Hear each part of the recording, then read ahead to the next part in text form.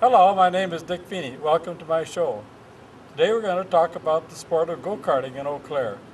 We're going to take some modern shots and then we're going to go back to the way it was in the beginning, 50 years ago. Thank you. We'll start at the present track at Menard's Old Mill Center. This track was built in 1981. Two-day meets are held by the Midwest Karting Association on 7 weekends a year.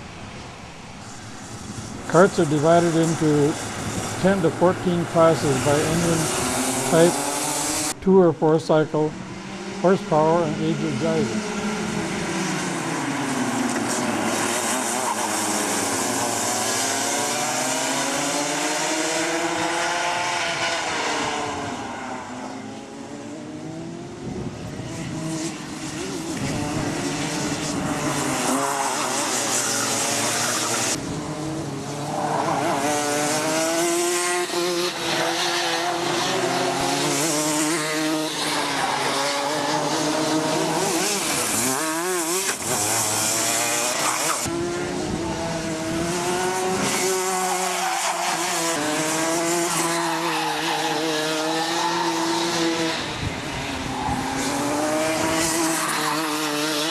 What you're gonna do then?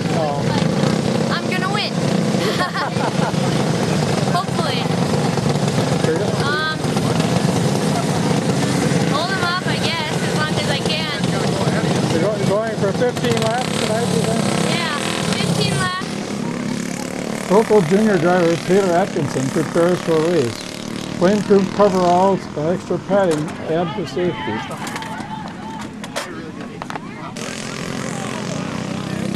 Full helmets and driving gloves add to complete the outfit.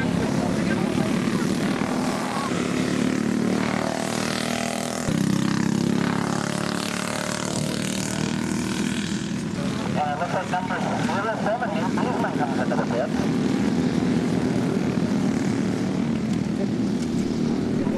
Off-board starters, just like Indy cars.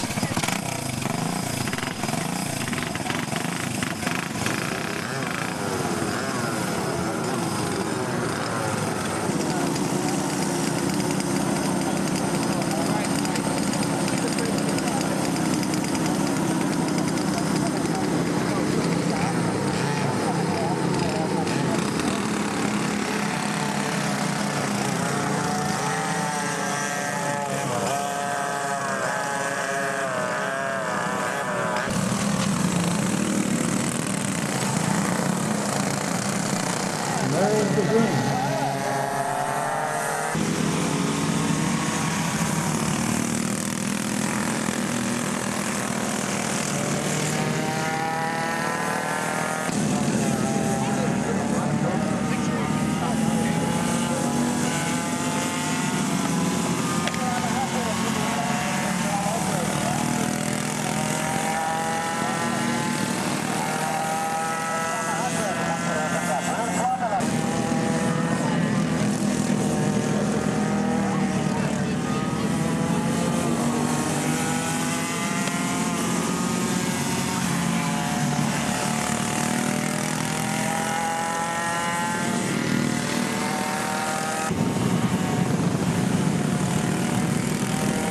Taylor is closely followed but wins by a kart length.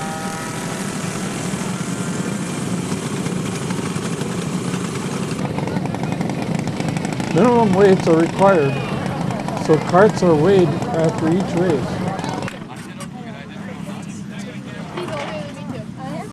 And here's Taylor with his trophy. Well, how did all of this get started? Right from the beginning of automobiles, there has always been examples of minimal autos. The 1903 Orient buckboard, or this 1920 Briggs & Stratton Model O cycle car. Midget racers had been around since the 1930s, but they're too small for adults. In 1957, Art Ingalls of Inglewood, California, a former Indy car builder, came up with the absolute minimum racing car. He called it a go-kart. It was made so that adults could drive it too. Instead of a four-cycle engine, He had a high-revving two-cycle. The idea caught on and spread like wildfire. Low clearance made it better on pavement than on dirt, and soon the giant Rose Bowl parking lot in Pasadena became a meeting place. Many companies started building karts. The first was Go-Kart Manufacturing of Azusa, California.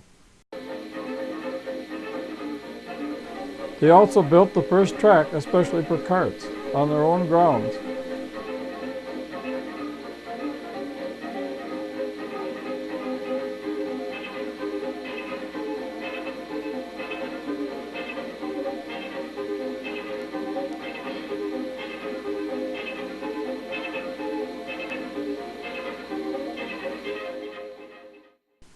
The Go-Kart Club of America was soon formed and laid down rules for racing and classes.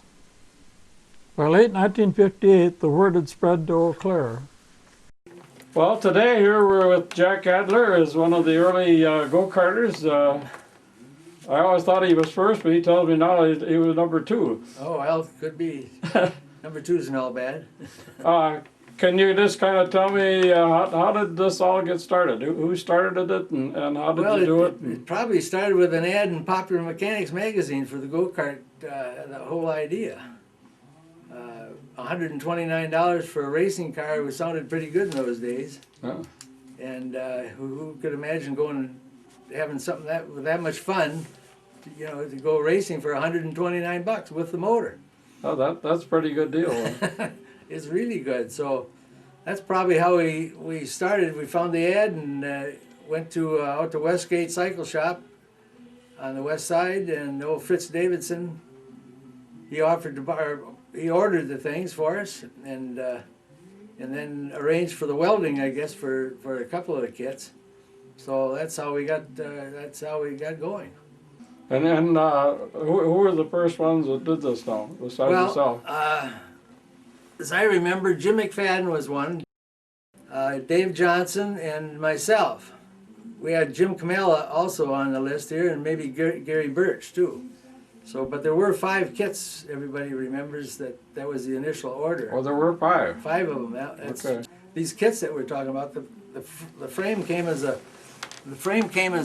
pile of pipe, and it looked something like this, and it had to be all welded up and straight. That was the idea, to keep all 4 wheels on the ground at one time. What was any of it assembled, or was it entirely apart? The frames were completely apart. It was just straight pieces of pipe. They were pre-cut, as I remember, and fish mouthed at the end so that they fit good.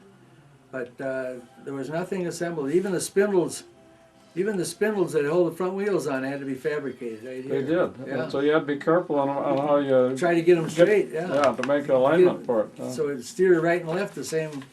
So anyway, there were little industrial wheels like would come on a dolly that the Coke company would deliver pop on. But I remember some of these tires that they came with. You could wear them half out in one day.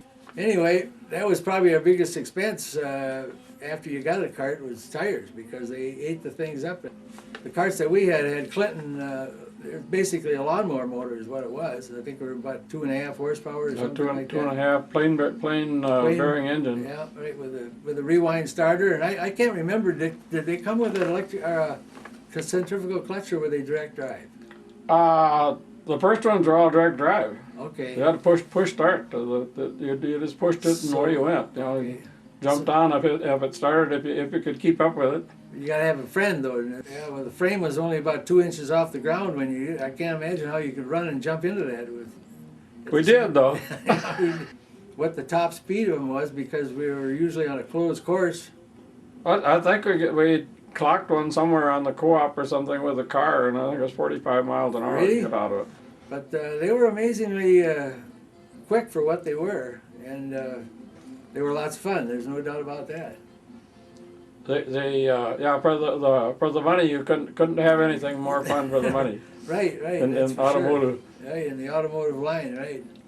They were amazingly fun. So everybody started modifying things, so they kept going faster and faster. Got more expensive, and that probably hurt the sport more than anything, because it got expensive. Yeah, But, new engine every week. They were soon trying them out at the old Co-op Shopping Center parking lot on Hastings Way, now known as East Ridge Center.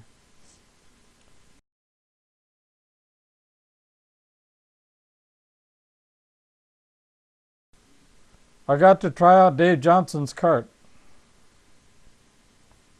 By early 1959, David joined the Air Force and sold his cart to me. These 16mm movies were taken and home developed by Bill Bean. These are the first go-karts at the old Co-op Shopping Center in early spring 1959.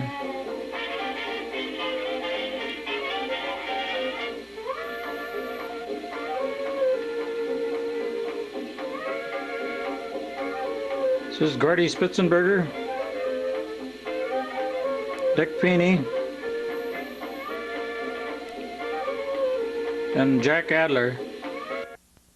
These carts were direct drive without a clutch and had to be push started. This is at the old Co-op. In the background you can see the old REA building that is now Mega Foods. And away they go.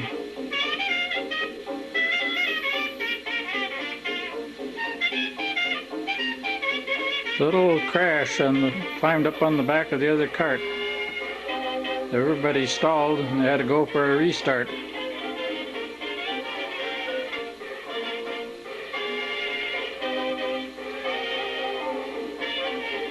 The old 4-H fair buildings are in the distance.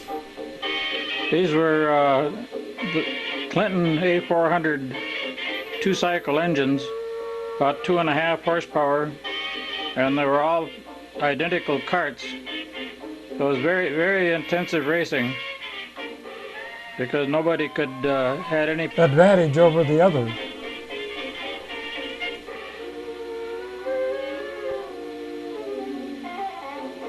But as time went on, they did a little filing of the ports and changing of the gear ratios, and it became very competitive.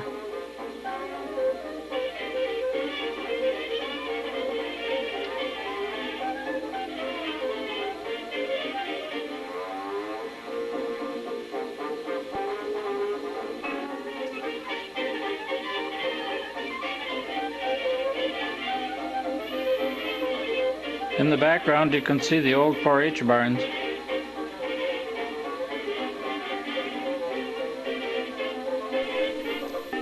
One time a driver tried going through a big puddle. Liquid water sucked into the engine, making compression lock, stopping the engine instantly and bending the connecting rod.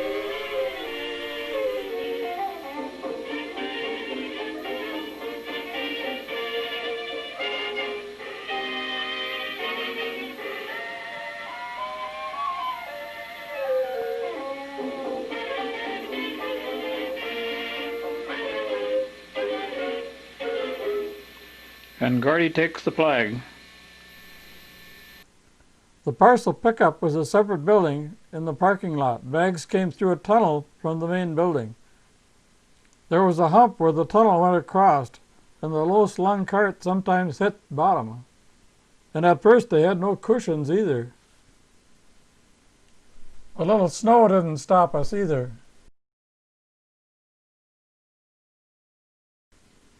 Another problem that we had was that there were no bumpers.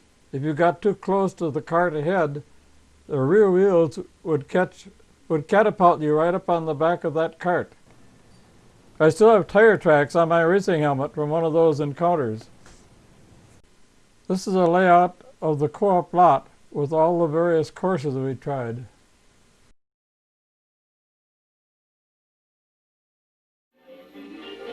Next we moved to the Red Owl parking lot. This is the location that is now Snyder's Drugstore. And later became O'Reilly Auto Parts.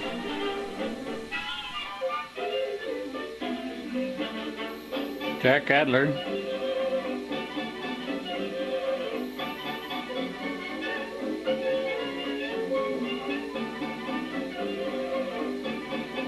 You can see the old original Golden Arches McDonald's in the background.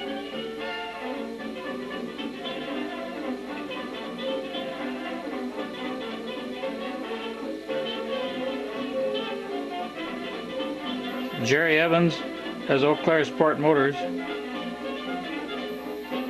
And Al Spitzenberger. Oh, up on one wheel. One time Gordy grazed too close to a concrete light pole base and sheared off both wheels on one side.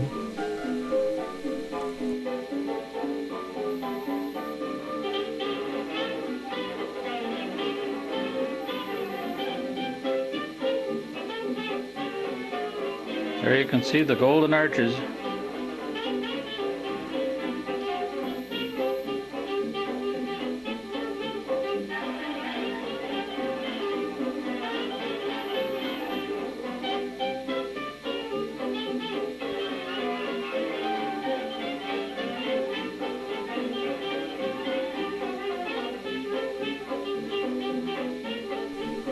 Here we're starting to get more sophisticated. Some of us are wearing helmets.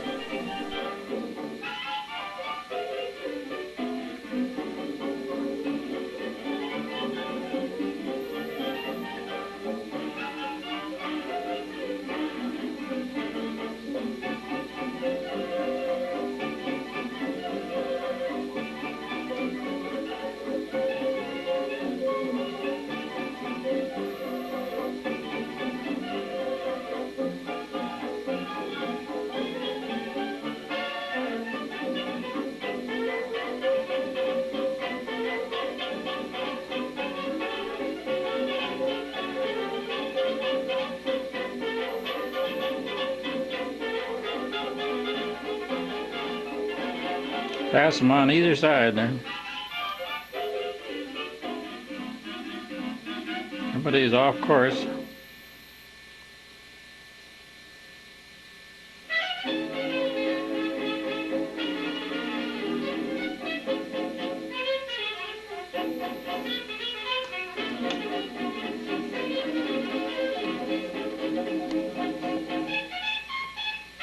Eric Luttrell.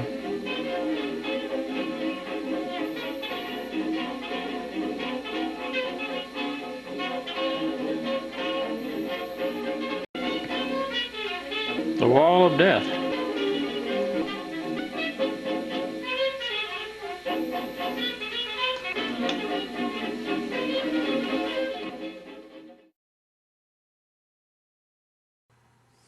How did you get involved in karting? I guess it just was natural motorcycles, and Jack Adler was into it, and we were friends, and it just kind of grew. Where did you first start running on? I ran at Memorial, I can remember. Memorial? I think that was the first place. Or Oh, was it oh, Co-op? Co-op. You're at the Co-op. Co-op. Okay.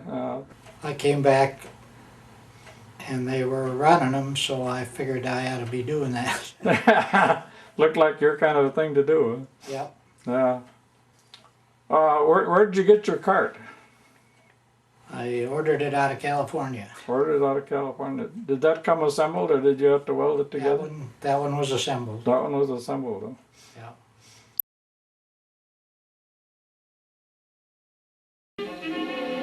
This is on the North Memorial High School parking lot. One driver ran over his own arm with the back wheel. There was an old apple out on the lot, and he thought he'd just reach out and grab it as he went by at speed. But it was frozen down.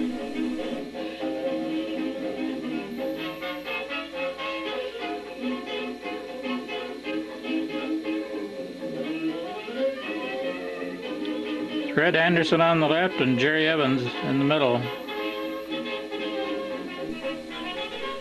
Another fellow thought it looked dashing to have his scarf trail behind in the wind, but it sucked into the cooling fan of the engine flywheel.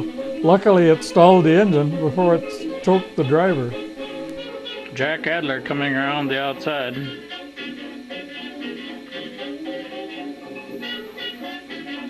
A few water puddles out there. There's Jack. A driver's meeting, circled as Chuck Bush.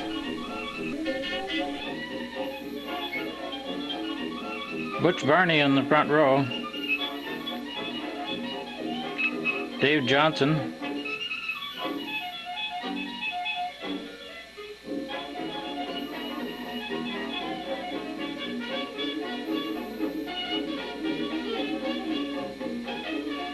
And it's a green.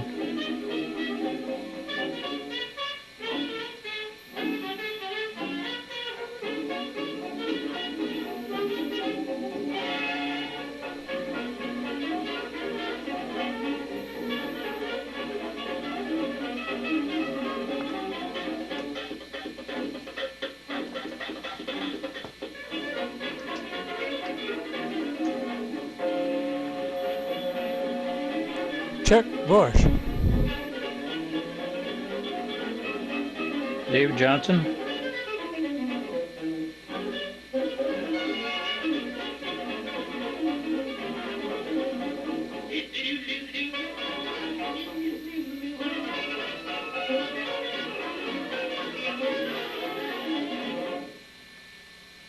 And Jerry Evans has the flag. This was up at Chippewa Falls at the grade school. It's near the junction of 124 and 29.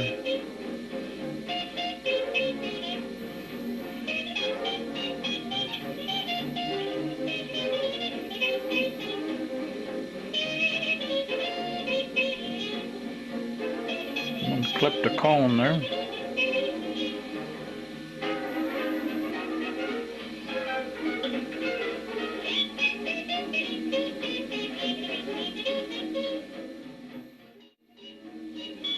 Back at Memorial High School.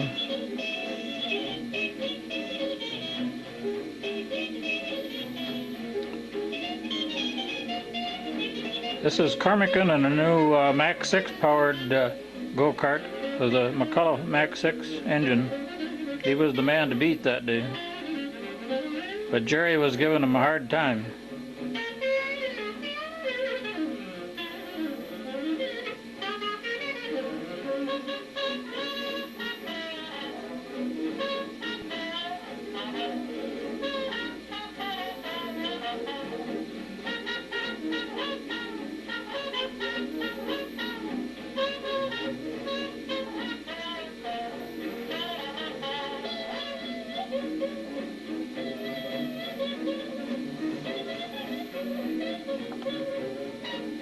This is Butch Barney, weighing about 50 pounds is a great advantage. These were the under 16-year-olds.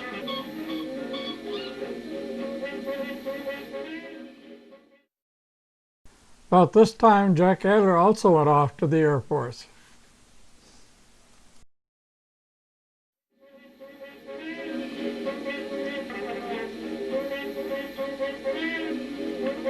This is now at Arcadia at the Broiler Festival. This is Lyndon Veal on the right, was the event chairman, but on the event was the minister from Arcadia. There's a round the houses race right down the street. Had quite a group came from all around to this, from La Crosse and Twin Cities. They waved him off, but gave him the green on the second time around.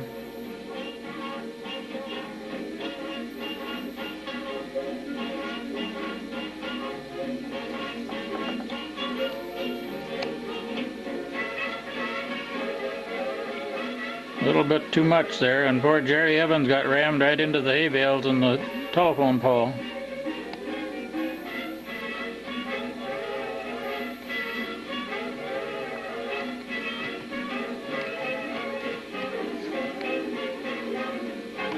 Well, he's trying to make up time.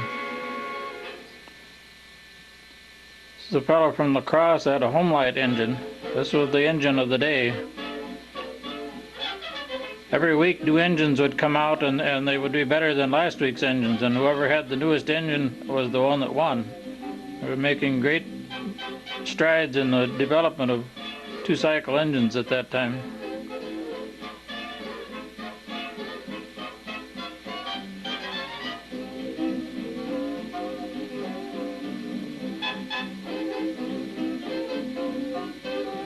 These are the twin engine class.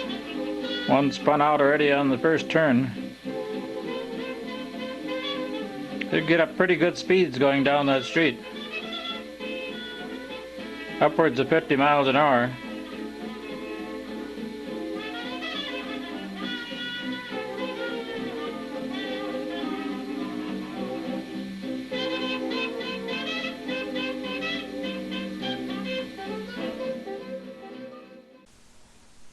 About this time, I acquired a Goodman Kart with a Homelite KL82 engine. This engine was originally for a chainsaw. It had needle roller bearings on the crank, loop scavenge porting, and put out twice the horsepower of the Clinton. Other members bought McCullough's and Power Products engines of the same type. They were also much louder, and soon complaints were coming in from the residents around Memorial High. The Club 49 restaurant on Old 29 west of Chippewa Falls soon came to our rescue by paving the first go-kart track in the area. It was located in the country with no other houses nearby. People came to watch the races and then tried out the rental carts afterwards. We had a new home. There was room to refuel and work on your carts. Competition was hot and heavy. But someone got too close and caught my back wheel with the front of their cart, and it neatly flipped him right out of the line. John Elstrand was the winner this time. Jerry Evans displays his one wheel off the ground cornering technique. How did your cart get bent? It just, I'm not sure. It just from use, I think. It just kind of lowered itself as they went. I figured you had a definite advantage there, that you only had 3 wheels on the ground at a time. Well, That's why you won all the time. it had a lot of flex even before it bent. So I could pick the inside wheel up on just about any corner. Run it over the top of the bricks. But mine was probably one of the first of the more flexible carts that actually I think were designed that way. I don't know. How about some big wins that you had? What was your best? I don't know. I guess I won my share. No. This is 1960. This is at Club 49. This was Dick Feeney.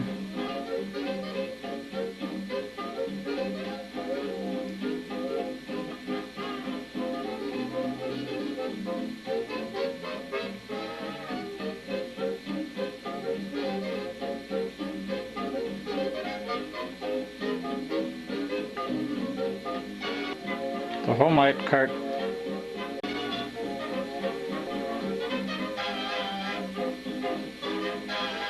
And there the chain came off.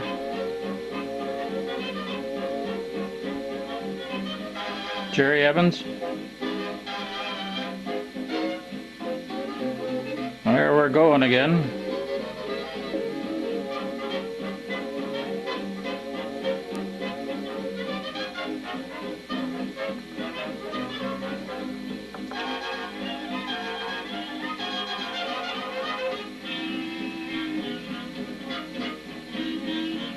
That was a Homelite 82 engine that I had, and that it was sort of a self-destruct device.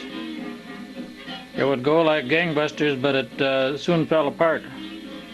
Later traded it in for a Homelite 92, which was a little better for staying together and was quite a bit faster, but it still usually hit before the end of a race.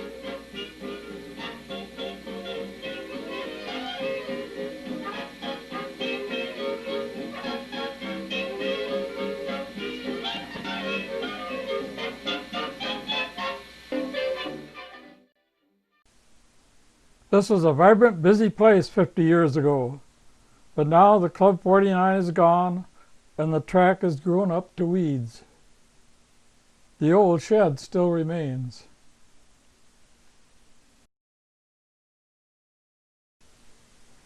About this time, engine modification got serious.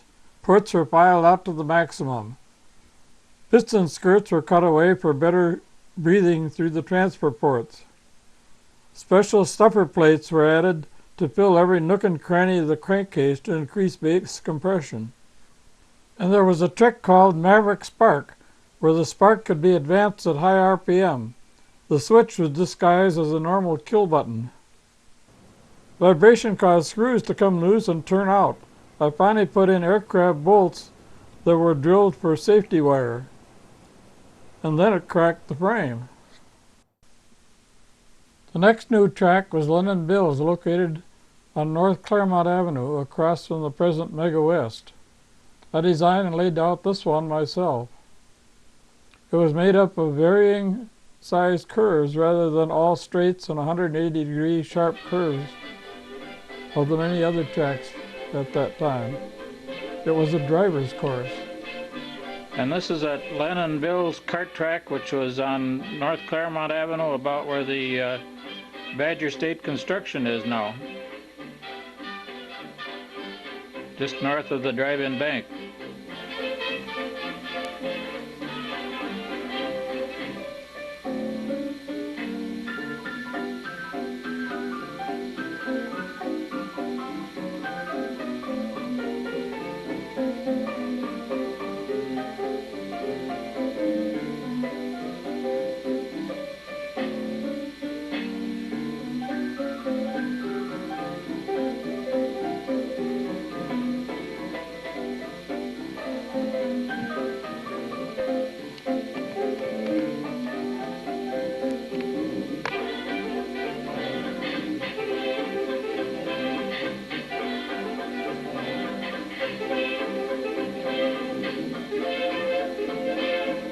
This is Ray Ganong.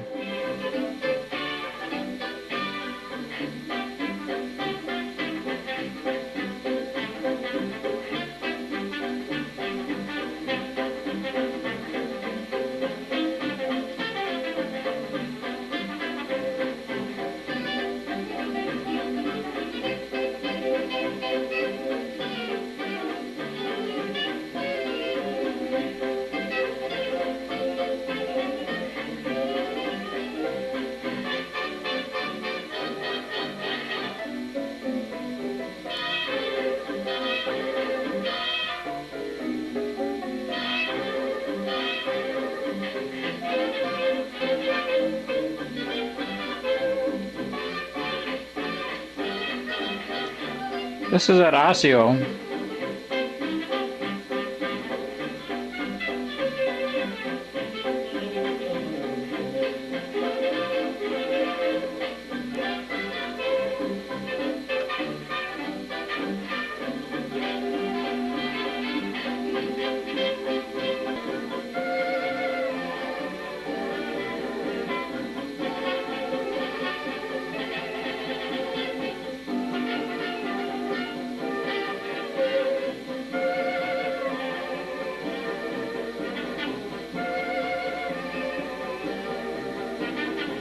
Jerry Evans was the flagman. Had some pretty fancy karts there. One was water cooled. Some sort of an outboard engine on it.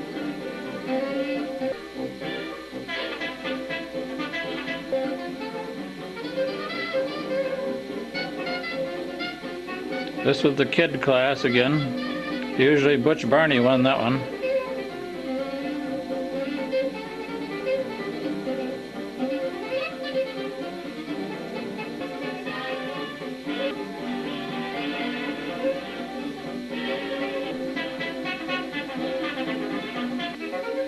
I think that's the water-cooled one there.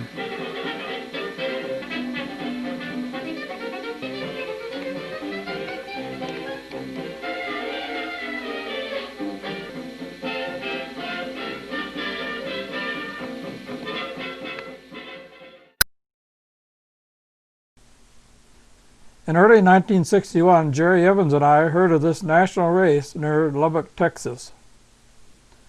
I bought this old 53 Chevy Woody wagon to be our transporter and camp car. We rigged it up with an air mattress in the back and planned to take turns and drive straight through. We stopped at Forbes Air Force Base near Topeka, Kansas to visit Jack Adler. It was still cold and windy in mid-April in Kansas. Then on down the Kansas Turnpike, heading for Texas. This is the Buffalo Lakes layout. This is at Lubbock, Texas. The course is 4.6 miles to the lap and dropped 120 feet down into a canyon twice per lap. Jerry Evans and Dick Feeney went to this race in early 1961 in the Buffalo Lakes State Park just south of Lubbock, Texas. It was a 65-mile race, 14 laps around a 4.6-mile track. The bug racing team was here in force, and Jerry got to meet the owner, Tom Pearson, on the scooter. What can you tell me about Ladybug?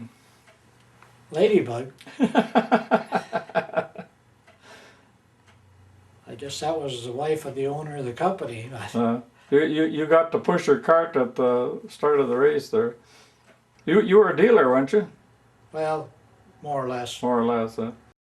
This is Tom and Faye Pearson, the owners of the Bug Go-Kart Company. She was known as Ladybug. Ladybug, Faye Pearson, still races in the vintage kart class in California. Unfortunately, Dick Feeney's kart disintegrated its engine in practice. There's the start. There were 174 starters in 7 classes. There's Jerry Evans is giving Faye Pearson a start. That was Ladybug. There was a long straightaway up on the prairie, and then it went down into a sharp dip, 120 feet down into along a lake and back up again, and then down again and up again. So it was considerable change of elevation plus a long straightaway. It was very hard to pick the gearing to get good performance on this thing. If you're geared to make it up the hill, well, then it would be over revving on the straightaway. In open practice, no kart in my class passed me, but my engine peaked out on the straight, and even though I backed off going down the hills, it over-revved and blew the cylinder right off the crankcase. Part of the shroud blew off and was never found. It was replaced with a green one from a chainsaw. They had one hairpin corner at the top of the hill, and then it went on a long straightaway about a mile long.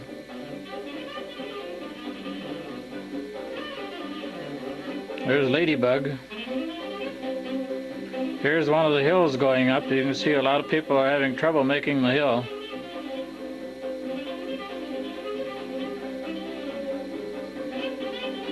There's the Buffalo Lakes down in the valley. People trailered their boats for hundreds of miles just to get a chance to run on this little lake. Pushing was legal. There's Ladybug.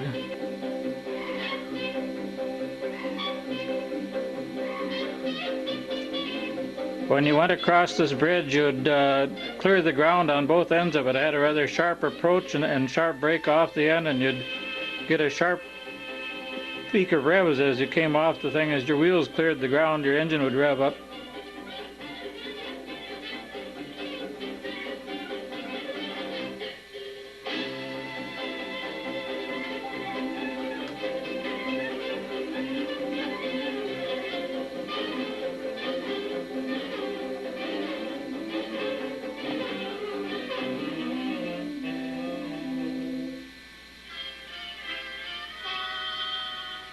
You can see there's quite a difference in the speeds. They had all different classes running together. And here we come along and we have some nice Texas scenery.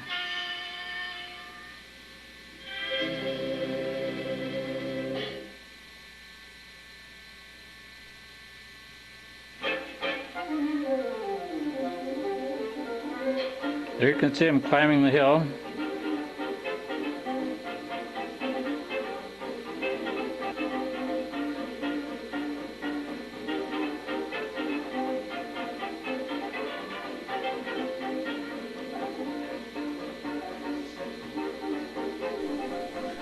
Tom Pearson traveled the course with his scooter, trailing a rope in case any one of his crew needed a tow.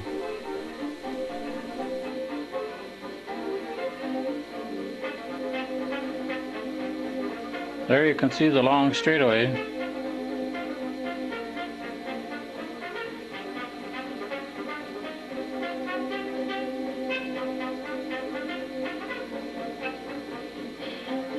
And there's our winner, was Bob Ellison of the Bug Factory. This is Bob. His average speed was 74 miles an hour.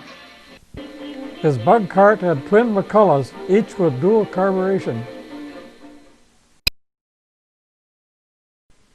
From here we planned to go on to race in California, but we took the scenic route on the way. First we saw the Grand Canyon, then the brand new Glen Canyon Bridge. Just below it was the very beginnings of the colossal 700-foot Glen Canyon Dam. They poured concrete night and day for 5 years to finish it. And there we went to Bryce Canyon, where we hiked among the pinnacles.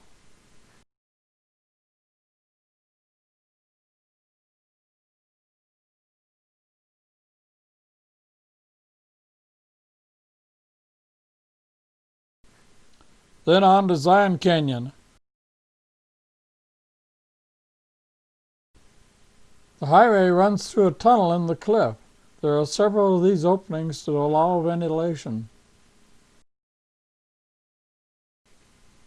After the tunnel, the road switchbacks down into the canyon. There are pullouts at each ventilation port.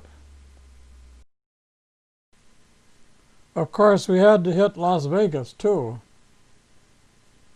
We finally got to California.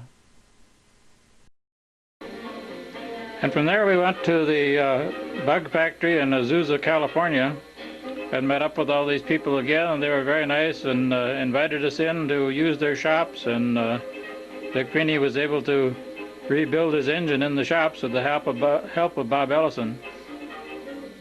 This is all the go-kart frames lined up outside, ready to be assembled.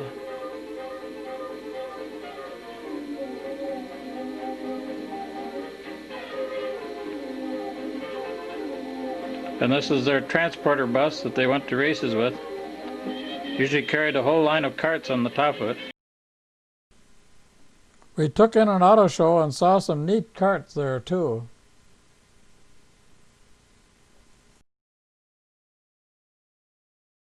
This is at Riverside, California. Jerry Evans is in this meet.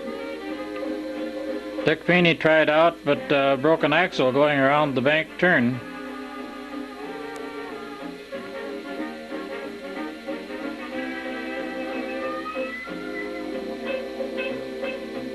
Here Jerry is holding on to 4th place, but we felt to be pretty good to go right into the center of go-karting and be able to keep that good a place.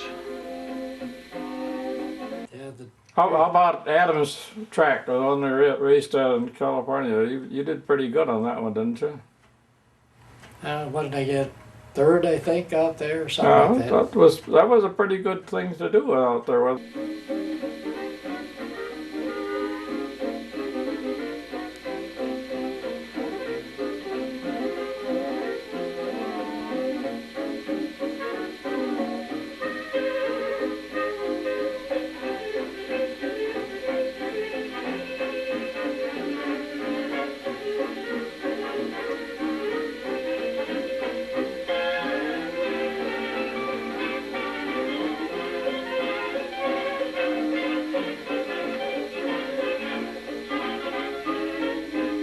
That was a very fast kart. Here's Jerry is changing gear ratios. This is the pit area.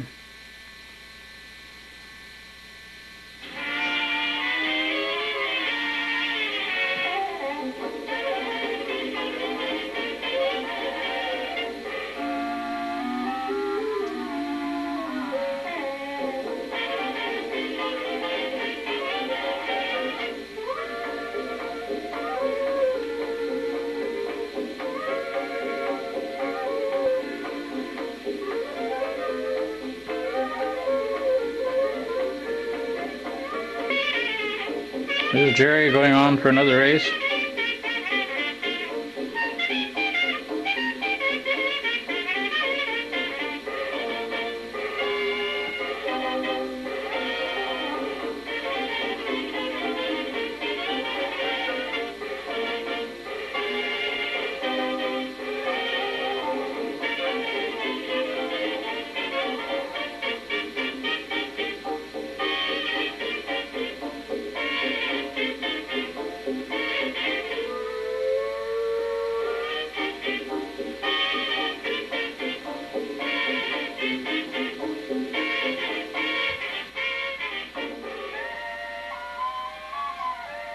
This is a gal, weighed about 85 pounds, and it was very hard to catch up with her.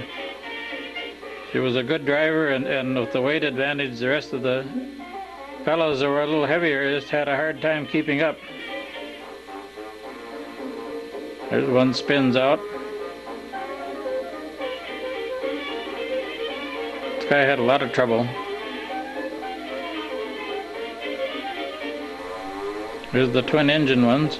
The Adams track is still in operation and features vintage karts.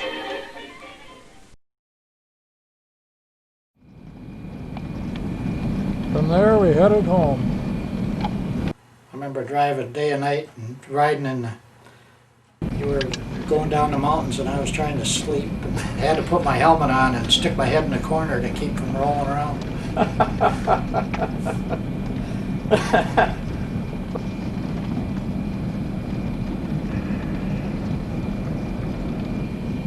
Comes out by Jerome anyway, and that town that was halfway down the mountain, and the street zigzag down. Each block is another switchback of the road. Here we're coming into the town of Jerome. It was built on a series of switchbacks down the hill. Each switchback is the next block. Yep, that's Cottonwoods right at the bottom of the Yeah. hill. So we did a lot of miles in a short period of time. Well, that was I was looking back at all the different things that we did in that. You know, went to Bryce Canyon and Grand Canyon, Bryce Canyon, Zion Canyon, Las Vegas, and hit a lot of stops or doing it in a week, and overhauled the motor besides on the way back.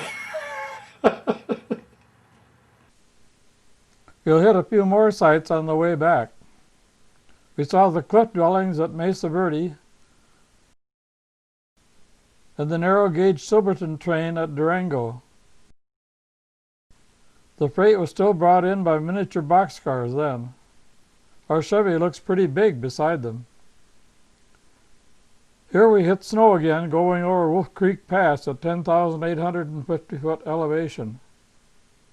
In Nebraska, we burned a rod in the Chevy motor and spent a day getting it fixed.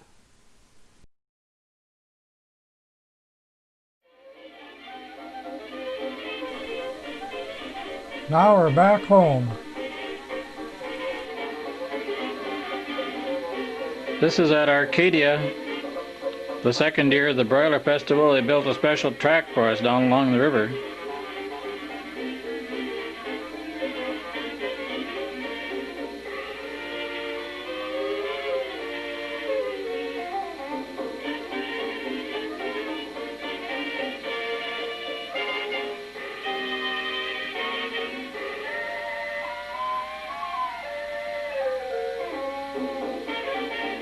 Spin out.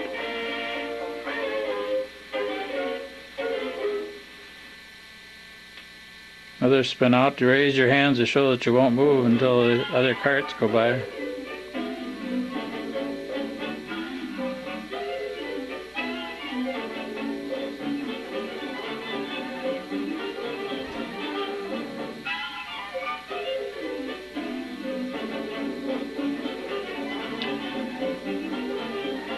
Whoops, one ran into the tires right on the first turn.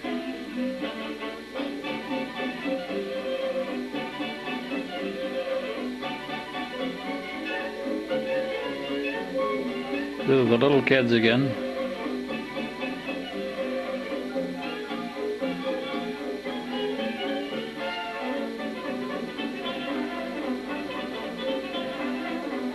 Butch Barney again, out in front.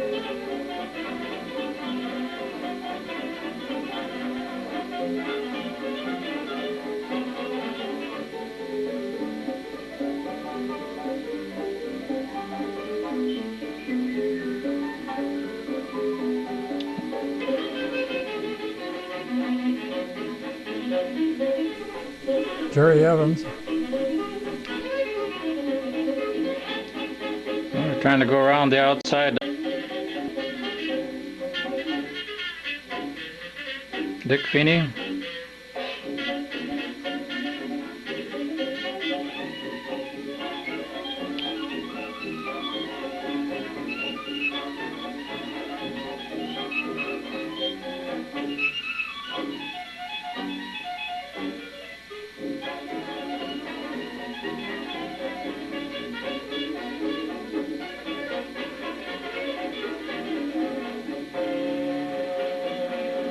This is George Fletcher from Menominee with the twin-engine Homelight Kart.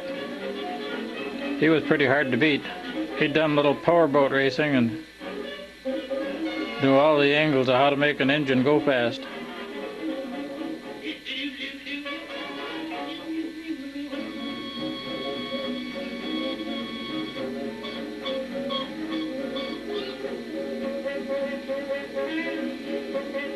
There's George. This is a Le Mans type start.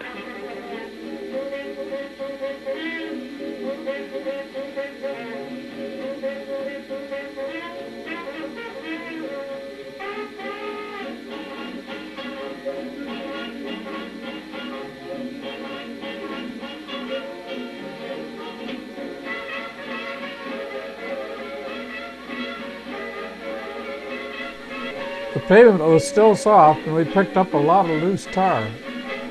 Dick Feeney and Ray Ganong.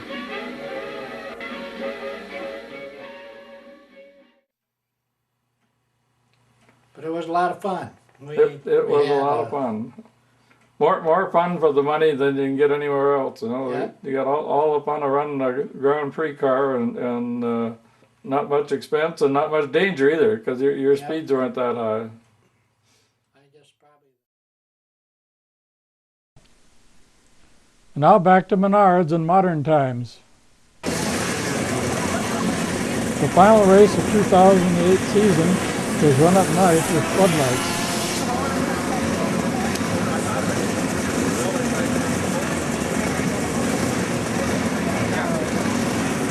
And if anybody ever knows a cancel, be sure to check out Dick Billingsley's Fashionable Eyewear. They look at Dick Billingsley on the hot rod. We never had these fancy wheeled cart stands. And here's Lightning McQueen.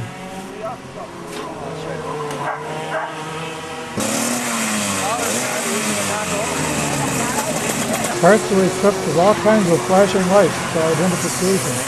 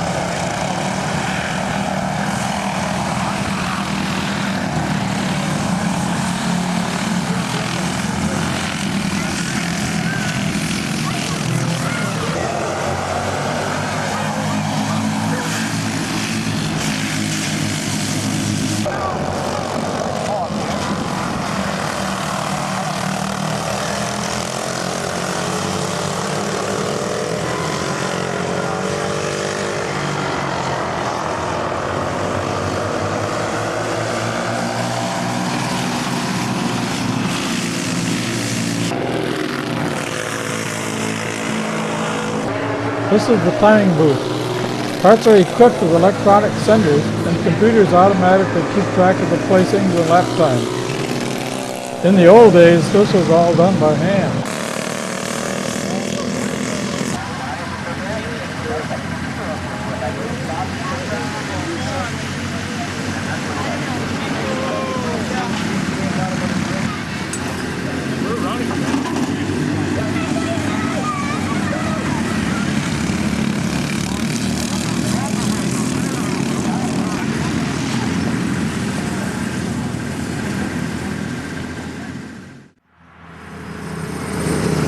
Well, that's all for now, folks. Tune in again next time for more history, travel, and planes, trains, and automobiles. Thank you.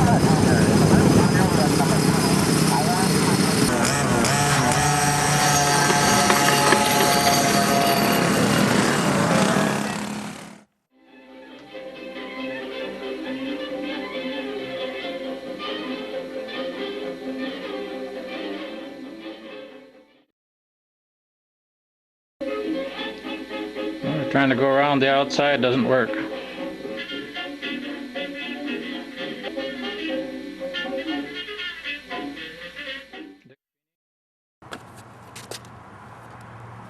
I need a rope. How do I know when to pull? When I say thank you. Okay. Oh, wait, I'm gonna talk, and then I'm gonna put my goggles on. I'll grab a hold of the wheel. Oh, and once you have a hold of the wheel. Yeah.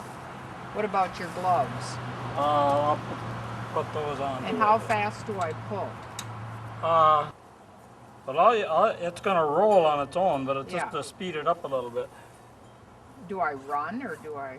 Well, you're gonna just pull it, one Okay. good pull, and I'll be off the Oh, screen, and okay. that'll be it. See? All right. How do we stop the cart? Huh? And how do we stop the cart? Is it okay if it's only on one side? Yeah, that's where I want it. And now you can get way down there somewhere. And don't stand right in front of the cart. Yeah, I might have to stop it. No, I got brakes. Oh, okay.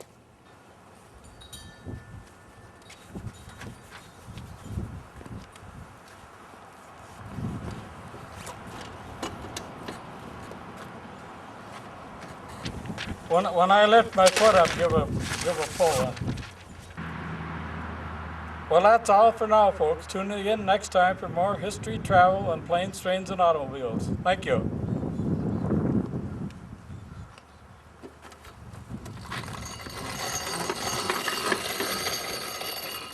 You didn't say what you said before. That's all right. You This said- is the end. Oh.